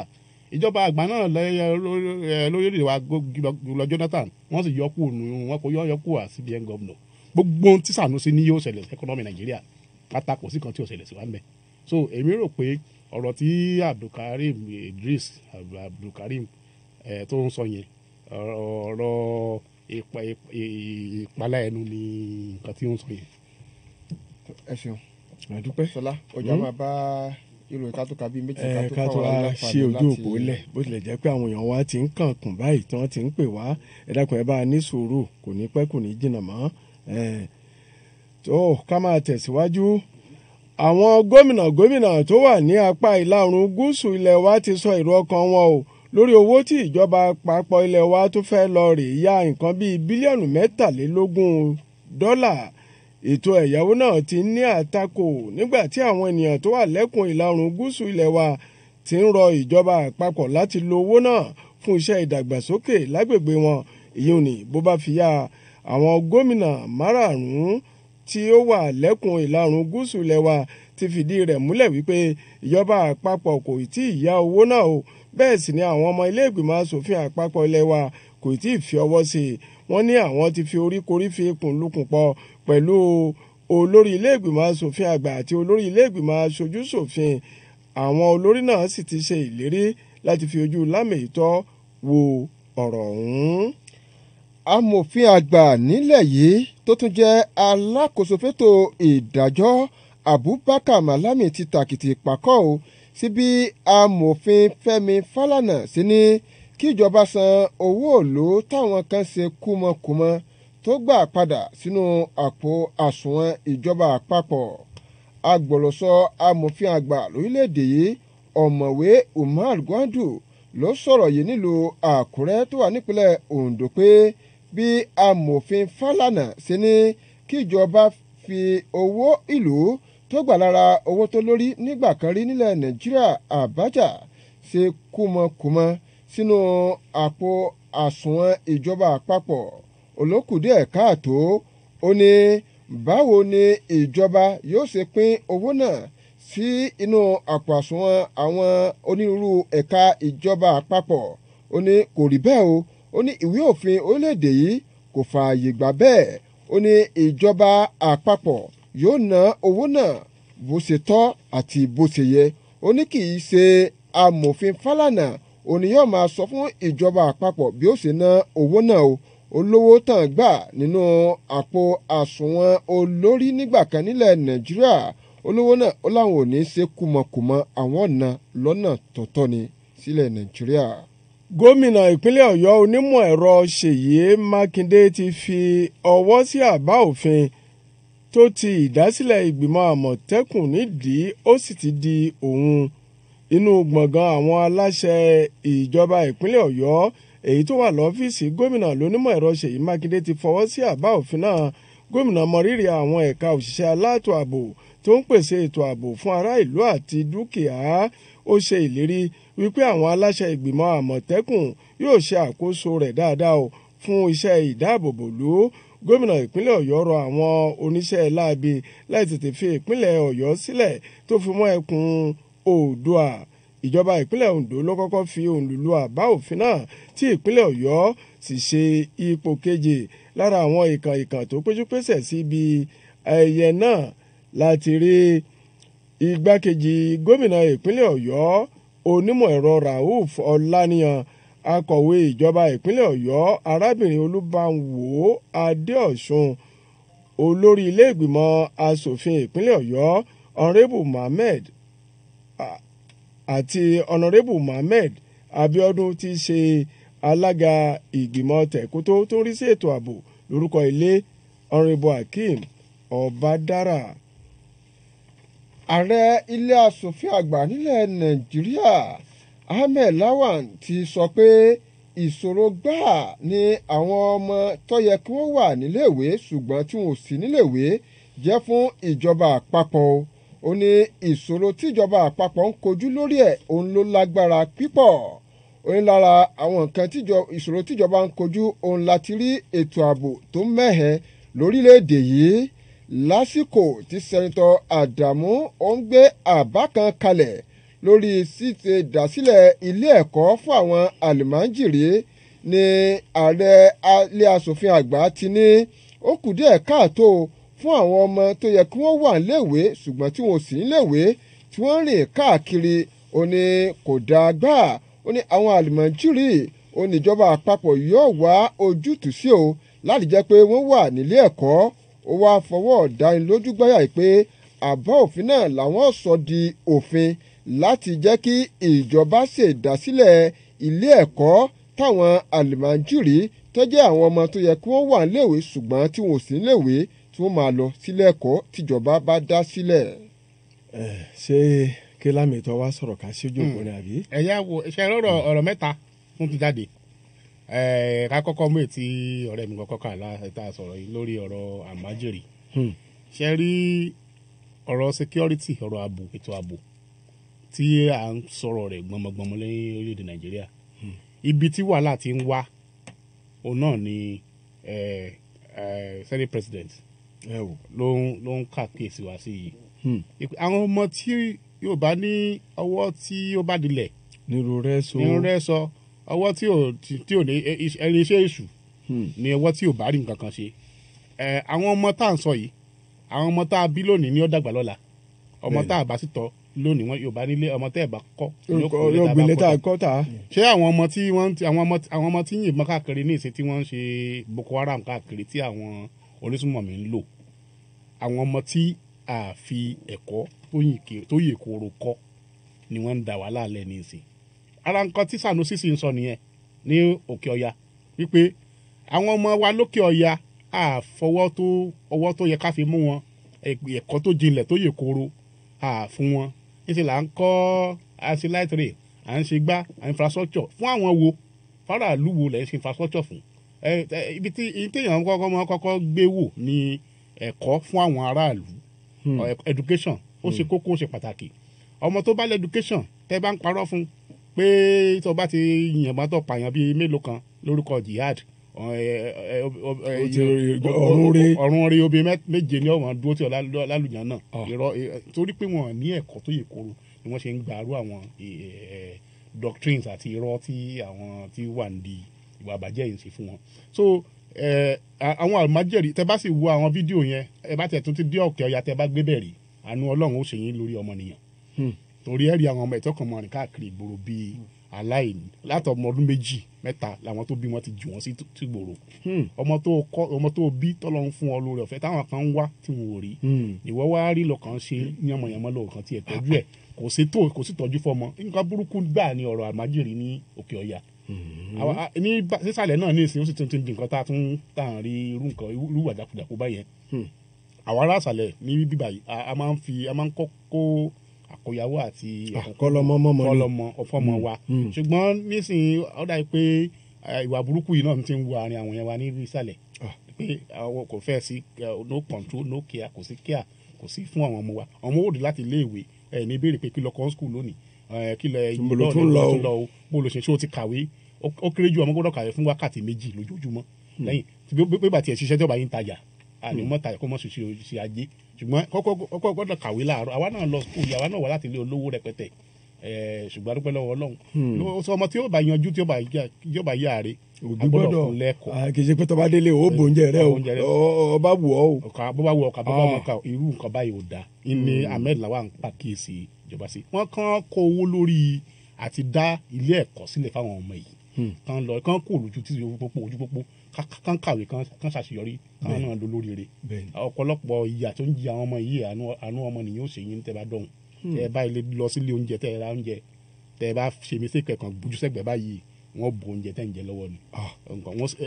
ẹ sì mọ̀ ní wọ́n mọ̀ gbégbá bára káàkiri ibo la fẹ́ báyìí já nírú àbáyé. second lórí ìkejì ọ̀rọ̀ Àmọ̀tẹ́kùn tí gómìnà wa ní ìpínlẹ̀ Ọ̀yọ́ wọ́n ti fọwọ́ sí inú tèmi dùn dáadáa pé ó ti dòfin báyìí ọwọ́ aṣọ Àmọ̀tẹ́kùn àti olórí ilé aṣòfin tí wọ́n sọ wọ́n fi ń sọ̀rọ̀ ni pé ẹ wá o kì í ṣàwàdà o ọ̀rọ̀ kẹ́ríkẹ́rí kọ́ ilé ẹ̀ sì rí pé ìgbà tí wọ́n ti bẹ̀rẹ̀ sí sọ̀rọ̀ Àmọ̀tẹ́kùn yìí ni ó dàbí pé jìnnìjìnnì ti ń bu àwọn ará bí àwọn oníwà àbàjẹ́ pé àwọn kan sọ pé ọ̀yẹ́ kẹ́ ẹ ṣerú nǹkan báwọn ká má dáàbò bóra wa ká má wo olè ń bọ̀ onílé ọ̀gbọ̀dọ̀ kó má sàsùn péye irú nǹkan báwọn so èmi rò pé ọ̀yẹ́ ká yin gómìnà wa ẹ̀yìnà Ṣèyí Mákindé àti àwọn ará ilé ìgbìmọ̀ aṣòfin tìpínlẹ̀ Ọ̀yọ́ fún iṣẹ́ ribiribi tí wọ́n ṣe lórí òfin láti sọ di àbádòfin tó wá dòfin báyìí tí gómìnà sì ti fọwọ́ sí. ìpínlẹ̀ Ondo ló kọ́kọ́ ṣe àṣeyọrí lórí ìfọwọ́sí òfin yìí àwa la tẹ̀lé wọn èmi rò pé àwa kan lẹ́yìn ká ṣáájú àwa ará Ọ̀yọ́ lẹ́yìn àjíṣebí Ọ̀yọ́ láàrí ayé ìṣèjọba aláyẹ ká ṣáájú ọwọ́ abẹ́ ni wọ́n ti ẹ̀ sí dáa àti àṣeyọrí lórí ẹ̀ ẹni tó wá kù ní ìsìn ni pé gbogbo ètò tó yẹ kí wọ́n ṣe láti jẹ́ kí òfin yìí kó wá múlẹ̀ kó wá di lílò ká wá bẹ̀rẹ̀ sí ní máa gbádùn Àmọ̀tẹ́kùn bí iṣẹ́ ààbò tó péye fún region wa àti fún state wa ní Ọ̀yọ́ state. yóò sì rí bẹ́ẹ̀. ẹ̀kẹta tí mo tún fẹ́ sọ̀rọ̀ lé kápápá ni ọ̀rọ̀ lórí owó tí wọ́n ṣe kùmọ̀kùmọ̀ ní what they call federal government consolidated accounts. àwo tí àwọn kan jí owó àrígbà padà ká ẹ wá lò fún tá a fẹ́ fi ṣàṣeyọrí Nàìjíríà owó òlu lẹ náà jì tẹ́ ẹ gbà padà ọlọ́nà tí sì ń sọ pé owó yìí ẹ jẹ́ ká lákàntì fún ká mọ ibi tí ó wà gangan ká sì ṣe bó ṣe ká ṣe ó ní wọ́n fi sínú consolidated account àsùnwọ̀n ti fẹ́ ìjọba àpapọ̀ wọ́n wá pín sí àwọn ẹ̀ka iléeṣẹ́ ìjọba àpapọ̀ kẹwàá pín sáwọn ẹlẹ́ ní tó ń sọ lójú tèmi ọlọ́pọlọ ọ̀rọ̀ tó sọ ọ̀rọ̀ tó kàn torí ńgbẹ́ tẹ́ ẹ̀ bá ṣe bẹ́ẹ̀ á kàn tún mọ gbọ́ pé arówó ni àmọ́ ibi tí ẹ ná sí ẹ̀yin lẹ fẹ́ pín fáwọn stéètì kọ̀ọ̀kan ni káwọn ṣe pín bẹ́ẹ̀ bá ṣe ṣe lájà àmọ́ ibi tí láríjà àbí tó wó bọ̀lẹ̀ sí a gbọ́dọ̀ mọ̀ ṣe rí a ní problem kan Nàìjíríà a ní wàhálà kan Nàìjíríà tí mo fẹ́ ká máa wò kì í ṣe ẹni tí bá ti ń béèrè ọ̀rọ̀ wọ́n rí bí ọ̀tá ìjọba kódà awọ́lájú ẹ̀yin ìjọba á gbé yín síbẹ̀ ni ìlú ló fi yín síbẹ̀ bí alákòóso olùdarí ìjọba on behalf of the people lẹ́gbà iṣẹ́ àti ìṣèjọba kì í ṣe pé kẹ́ wá sọ̀rọ̀ ayín di ẹni tí a lè béèrè ọ̀rọ̀ lọ a gbọ́dọ̀ lè béèrè ọ̀rọ̀ a gbọ́dọ̀ lè ní nǹkan táwọn àánú sọ pé báyìí ní kájọ ṣèjọba wa ẹ̀yin represent aráàlú ni ẹ̀yin kọ́ lẹ́ nílùú àwa lájọ nílùú papọ̀ a gbọ́dọ̀ lè máa béèrè ọ̀rọ̀ ká sì máa dá sí nǹkan ìjọba. lámì ìtọ́ ṣe rí àwọn èèyàn wa wọ́n ti ń sọláká tó gba ìpè jẹ́ kí n sáré ka ìròyìn. ẹgbẹ́ àwọn òṣìṣẹ́fẹ̀yìntì ìpínlẹ̀ Ọ̀yọ́ ẹ̀ka ti ìdí àpẹ́ kìíní kejì kẹta àti kẹrin ti búra fún àwọn ọmọ ìgbìmọ̀ aláṣẹ wọn o lásìkò tí adelé alága ẹgbẹ́ àwọn òṣìṣẹ́fẹ̀yìntì ìpínlẹ̀ yìí Alhaji Isiaka Bọ́ládé ń bá àwọn akọ̀ròyìn wa Michael Adéyẹmọ àti Ọlárìnsáyọ̀ Owóẹ̀yẹ fọ̀rọ̀wérọ̀ lórí òfin ẹgbẹ́ tó gbé ẹgbẹ́ àwọn òṣìṣẹ́fẹ̀yìntì rò láti là mọ́lẹ̀ pé ọdún mẹ́rin làwọn olóyè ẹgbẹ́ ò máa lò lórí ipò. Nínú ọ̀rọ̀ tiẹ̀ akọ̀wé àgbà ẹgbẹ́ òṣìṣẹ́fẹ̀yìntì ìpínlẹ̀ Ọ̀yọ́ alàgbà Olúṣẹ́gun Àbátàn sọ pé ètò ìdìbò ẹgbẹ́ àwọn òṣìṣẹ́fẹ̀yìntì náà ló lọ nírọ̀wọ́rọsẹ̀ láì ní òjòrò nínú. Alága tuntun fún ẹgbẹ́ òṣìṣẹ́fẹ̀yìntì ẹ̀ka tìdí àpẹ́ kìíní báyìí òun náà ni Comrade Emmanuel Ojo. Alága ẹgbẹ́ òṣìṣẹ́fẹ̀yìntì ẹ̀ka tìdí àpẹ́ kejì Ọlálékan Ògúnbíyì. Alága tìdí àpẹ́ kẹta Rasheed Balógun àti alága ẹgbẹ́ àwọn òṣìṣẹ́fẹ̀yìntì ìpínlẹ̀ Ọ̀yọ́ ẹ̀ka tìdí àpẹ́ kẹrin James Ọ̀ṣuntádé. ọ̀sáré ká ọ farabalẹ̀ ká ni ó yẹ kó máa sáré tó bá dijọ́ mi farabalẹ̀ kan ni. tó ẹ̀yin èèyàn wa ẹ kú ojúmọ́ o àti ẹ̀ tí ẹ káàárọ̀ o. ẹ káàárọ̀. orúkọ yín ibo lẹ ti ń pè wá. orúkọ tèmi Jacob ọláwẹ láti kó tẹ̀lé Ìbàdàn. mo fi gbogbo ń pa wá sábẹ̀ sí lámì ìtọ́ wa. ẹ máa ṣe ẹ ṣeun. ẹjọ pápá àpàtúndì àwọn yòókù tí wọn fẹ́. wọ́n tí wọ́n kọ́ fẹ́ sọ̀rọ̀ lórí tí bàbá wa Lámídì ọba Kánò yẹn ni. sẹ́rí àwòkọ́gbọ́n àti àwòkọ́ṣe lílé jẹ́ fún wa. ó máa jẹ́ pé ńgbà tá a bá tó ṣubú tán láṣẹ tó mọ̀ pé a ṣe àṣìṣe. ẹsẹ̀ máa ń gbọ́ fún ìròyìn dáadáa láti ìgbà Ọbásanjọ́ sẹ́rí àwa tó bá yẹ pé wọ́n bá bí wa láyé ilé ọlọ́lá ó máa ń ní agbára fún wa gan. àwọn yẹn jíbówó lé jíbó ọ̀rọ̀ ńlé ni àwọn ọmọ pé yẹn tún yàtọ̀ fún ẹ̀kọ́ àti ìmọ̀ èyàn gbọ́ tó fi ìrẹ̀lẹ̀ sí ọkùnrin ọmọ bó ṣe ń bá yẹn sọ ohun tó fojú Ọbásanjọ́ kìdéke ohun tó fojú rẹ̀ tàkì kékeré lóòótọ́ ó ní ọgbọ́n lórí ó ní ìmọ̀ ṣùgbọ́n ó ní kí ẹ̀ ṣe ní àgbékalẹ̀ níwájú ẹni tó bá jù ní lọ ohun tó ṣẹlẹ̀ sí ní ti gómìnà Kánò ẹ̀ náà nìyẹn ó ní ọgbọ́n onímọ̀ olóye ṣùgbọ́n ó ní àgbékalẹ̀ ó lè ń ṣàìsí rẹ̀ gẹ́gẹ́ bí gómìnà tó bá mú ọgbọ́n àti ìrẹ̀lẹ̀ á wá bẹ ní pálásẹ̀ tó nǹkan tó ṣokùnfà nǹkan yẹn nìyẹn ó ṣe òun gbọ́ sí regret ó lọ lé ọjọ́ ọ̀lọ́lé ẹjọ́ kò òun gbọ́ ọ̀tẹ̀ wo kò wọ́rì mọ́ èyí ti ẹgbọ́gbọ́n rẹ̀ ń tì wọ́n mú lòun Kánò ní Kaduna àti oníbàjẹ́ ẹ káàárọ̀ ẹ káàárọ̀ o. ẹ kò ojúmọ́ sà. ẹ ti ọ̀rọ̀ ìlú o. ìlú ni o. ilé tẹ̀sánà ò ní jóná lágbára náà ẹ máa tẹ̀síwájú o. orúkọ tèmi ní jẹ́ Dáúdà Ọlọ́nà. tẹ̀lé ìlú tí láti ní Gbòdìyà nìbàdàn bíbá tẹ orílẹ̀-èdè tí ọba ti fẹ́ òdodo kò lè tẹ̀síwájú. torí pé òdodo àwọn tí bá ń sọ òdodo ọ̀pá àbí ni wọ́n. ó sì ó pẹ́ ó yá òdodo wọn kò dára lékè ni ẹja àfọlọ́run sáyẹ. àmín bẹ́ẹ̀ ni ẹ ṣeun o. ojú òpó tí a wá sílẹ̀ àwọn ìtún kan kùn ẹ káàárọ̀ o. ẹ káàárọ̀. àdúpẹ́ orúkọ yín ibo lẹ ti ń pè wá. adémọlá ọba ni láti Mọ́kọ́lá. ẹ máa ṣe wọn kí ẹ̀yin bàbá mi bẹ̀. ẹ kò ojúmọ́ o. ṣe rí ọ̀rọ̀ ti Sànúsí ẹja máa wòye bọ̀ ni ìnípò òun ti ránà pé ọmọdé burúkú owó ẹ̀yìn wò. olórí ìpààyàn lóòjọ́ ńlọrọ̀ ti Gàǹdọ́là kó náà rántí pé a ti wo náà lórí kébù pẹ̀lú bó ti ń kówó sápò tí ń kó gbẹ sápò. táwọn agbín lọ tí wọn ò lè tún bá wí tí wọn tún fọwọ́ra lórí. mo sámọ̀ yìí pé bá àti ẹ̀ máa ń pa ti ń dájá ọkọ̀ pòbò táwọn ò tí dàyé ń gbà yẹn. abáǹgbà ti Abacha àti Dàsúkì àtìmọ́ tó gbẹ̀yìn tó yọ wọn náà kó náà máa retí èsì ọ̀rọ̀ tiẹ̀ náà. mo sì kí àràbù ayé náà sẹ́ wọn kó oríire ti ọ̀tá wọn kan tí wọ́n kọ́ lẹ́yìn ẹ̀ náà.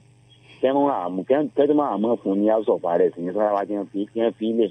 sọ́jọ́ máa bá ìgbésí ayé tẹ̀ àdẹ̀tù kẹ́rù fàì náà òun náà kó àfọmọ́ yẹn sí. ẹ̀mọ́ ibi tó wọ̀. ẹ ṣeun o ẹ ṣe ẹ kú làákàyè ẹ káàárọ̀ o ẹ kú ojúmọ́ orúkọ yín ibo lẹ ti ń pè wá àdúpẹ́ o. ẹ bá a gbóhùn sókè bàbá. lórí ọ̀rọ̀ ẹ̀ máa ń náà fẹ́ sọ̀rọ̀ lé lórí. kí ni orúkọ yín. sẹ́rí olóòótọ́ ò lè lẹ́ni ní Nàìjíríà yìí ẹni méjì dẹ̀ lẹ́nu àwọn ọmọ arí nígbà tí máa yẹn wà ní Central Bank gbogbo aláàyìn ló sòtò ọ̀rọ̀ ńgbà náà ẹ ti wá wo ohun táwọn èèyàn sọ ní ìsìnkú máa yẹn tó olóòótọ́ ìyẹn ní wọ́n sì wà lẹ́nu ẹ̀ wọ́n sì ọjọ́ yẹn sì kò tí ì tán síbẹ̀ bó ṣe lọ sí kóòtù ẹ mọ̀ pé ẹ̀yin olóòótọ́ ọlọ́ọ̀ máa wà ẹ ṣe dábọ̀. ẹ máa ṣeun ẹ ṣeun ẹ kú ojúmọ́ o orúkọ yín ibo lẹ ti ń pè wá àdúpẹ́. Ajíbádé sùlọ ẹ lọ́wọ́ pàtàkì. ẹ máa ṣeun ẹ bá a dá sí o. gómìnà wa fún ìwọ sí àmọ̀tẹ́kùn. ẹ bá wa rọ gómìnà náà kẹjọ nípa òfin mẹ́fẹ̀ẹ́ràn jẹko kí wọ́n ṣe méjèèjì papọ̀ lẹ́ẹ̀kan náà kó lè bá a lè sùnmọ̀. òfin fẹ́ràn jẹko. òfin mẹ́fẹ̀ẹ́ràn jẹko táwọn aṣòfin ti pass. anti-grace. gómìnà fọwọ́ sí kí bá a fọwọ́ sí kẹjọ kí wọ́n lè bá a ṣiṣẹ́ papọ̀ mọ́ra wọn. ẹ ṣe. ẹ ṣeun ẹ kú làákàyè wa ò ní jọba ẹ káàárọ̀ o orúkọ yín ibo lẹ ti ń pè wá o ẹ káàárọ̀ ojú òpó ọ̀tọ̀ bóyá kí ẹ káàárọ̀ o ẹ̀lò àgbọ̀yìn ẹ̀lò mà. àkọ́kọ́ tí wọ́n fẹ́ sọ sí ipa àfiyẹ́. orúkọ yín. ẹ dákọ̀ ojú òpó ni ẹ pè wá padà ẹ ṣeun ẹ káàárọ̀ o. ẹ mà kó ojúmọ́. Jacob ọláwẹ láti kó tẹ̀lé Ìbàdàn lẹ́ẹ̀kan sí. bẹ́ẹ̀ ni. ẹni pa ti ti àwọn àlùmọ́ǹgìrì ọ̀nà àlùmọ́ǹgìrì àti nípa ti ètò ààbò alámìẹ̀tọ́ sọ̀rọ̀ lẹ́ẹ̀kan ṣe rí ọ̀tọ̀ ní sí àdúrà ọ̀tọ̀ ní kábísírì ìṣe ohun tó ń dùn mí ni pé nígbà tí Buhari president tó lọ. ó ti rí bí akẹ́kọ̀ọ́ á padà. hello ìpè ń jápè ní hello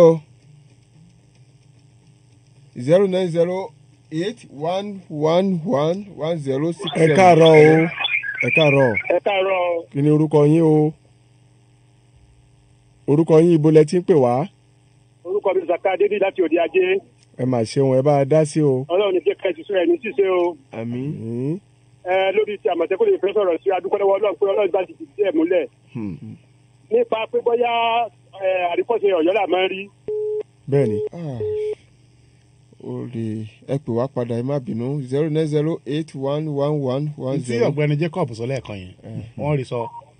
ọ̀nà méjì ló bọ́ sí. hello. hello sir. yes sir. àkùṣe olúwa máa ràn yín lọ́wọ́. àmín Ọlọ́run. ẹyẹ lórí ti Sànúsí yẹn lè fẹ́ sọ̀rọ̀ sí. orúkọ yín sà. ó fún gbogbo bọ́ọ̀lọ́hún kó fún gbogbo lẹ́kọ̀ọ́ lọ́hún. ìdájọ́ Ọlọ́run òní ká máa dúró dè. àdìgbò orúkọ yín. nígbàgbọ́ pé olóòtítọ́ yóò lékè. nígbà tó bá yá táwọn kò bá tó láti pé ìdájọ́ yóò fura rẹ̀ hàn láti òdodo fura rẹ̀ hàn. ẹ ṣeun o. orúkọ mi ni dákúrò Sunday Fẹ̀tọ́lá láti kó dá sí. ẹ̀sìn gan ẹ kú làákàyè ọ̀rọ̀ làákàyè náà ni ọjọ́ ti lọ sọlá torí Adérónkẹ́ olódó lẹ́yìn wa ọbẹ̀ lé wa dìde nù. adúpẹ́ Ọlọ́run àwọn èèyàn wa adúpẹ́ lọ́wọ́ yín fún gbogbo tẹ́ ẹ sọ gbogbo alájọ sọ àjọ ń dá sọ̀rọ̀ Nàìjíríà yóò sì da adùn bẹ̀ láàrí Ọlọ́run Nàìjíríà ilá burú ń bẹ̀ àti kẹ́kọ̀ọ́ lórí ọ̀rọ̀ Sànúsí akẹ́kọ̀ọ́ wọn ẹni tó sọ ọ̀rọ̀ pé ká mọ̀ fi ọmọnìyàn ṣe nǹkan ká mọ̀ sòótọ́ ká sì mọ̀ bá sì mọ̀ gbé ọ̀rọ̀ kalẹ̀ ẹ̀kọ́ tí mo rí pa kọ́nu ìṣẹ̀lẹ̀ Sànúsí láàárọ̀ ènìyàn a kú atótónu ẹ ṣeun. a kí gbogbo àwọn tó bá wa dá sí i ǹjẹ́ kó di ìwòye ọ̀la tẹ́ ó tún máa pàdé àwọn akẹgbẹ́ wa Ṣọlá Ògúnṣọlá náà lórúkọ tèmi ẹ ṣé o. lórúkọ olóòtú àkókò àgbárígo Anúlápọ̀ Fásọyìn alámòjútó Túndé tí àmìyù orúkọ mi ni Abdulmumin Ìṣọ̀lá ẹ̀ bá àná Ọlọ́run pàdé láàárọ̀ yìí o.